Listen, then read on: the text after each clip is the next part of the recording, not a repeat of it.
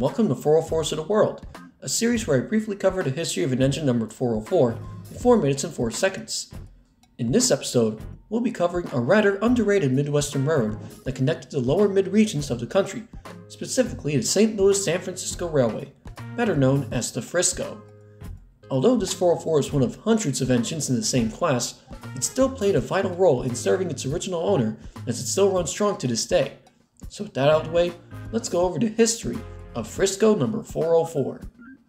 Despite the ongoing downfall of most passenger rail services due to highways, freight service remained mostly unaffected, as its profit was enough to keep many railroads afloat for some time, with western railroads faring much better due to carrying freight over longer distances, which delayed the merger mania by about 20 years when compared to their East Coast counterparts. One of the lesser-known long-distance freight railroads was the Frisco, whose main line connected St. Louis to Texas through Oklahoma and Missouri, as they were ready to try one of EMD's newest models of second-generation diesel engines, namely the GP38-2, with GP standing for General Purpose, 38 for Model 38, and -2 for upgraded -2 electronics. This class further solidified EMD's reputation for never-ending endurance and high reliability, as the Frisco was one of the first railroads to purchase a massive order of GP38-2s in 1973,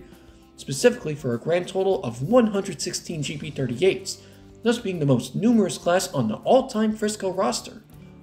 These engines were numbered from 400 to 478 and 663 to 699, with 404, the locomotive to be focused on, being one of the first GP38s ever on the roster, as it was built in June of 1973, as 404, along with its hundreds of identical siblings, could be found on any and every job everywhere across the Frisco system,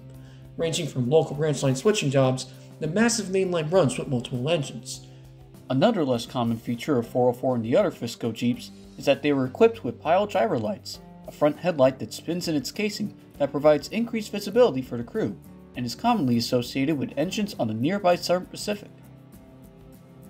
But despite their loyal service to the Frisco, they would only serve the railroad for just 7 years, as the Frisco wound up being one of the first West Coast railroads to undergo a new series of mergers in the 80s. Specifically, Frisco was acquired by the neighboring Burlington Northern, the first massive West Coast merger, in 1980, but luckily, 404 along with the rest of the GP38-2s were acquired by BN and were renumbered, as 404 was renumbered to 2259 and was relocated to the Pacific Northwest as it was based in Portland, Oregon. After many more years of reliable service in addition to a repaint, BN would undergo another merger in 1996, this time with the Santa Fe to form BNSF, where the Santa Fe's roster was merged and renumbered accordingly, which resulted in 2259 to be repainted in the railroad's H1 livery.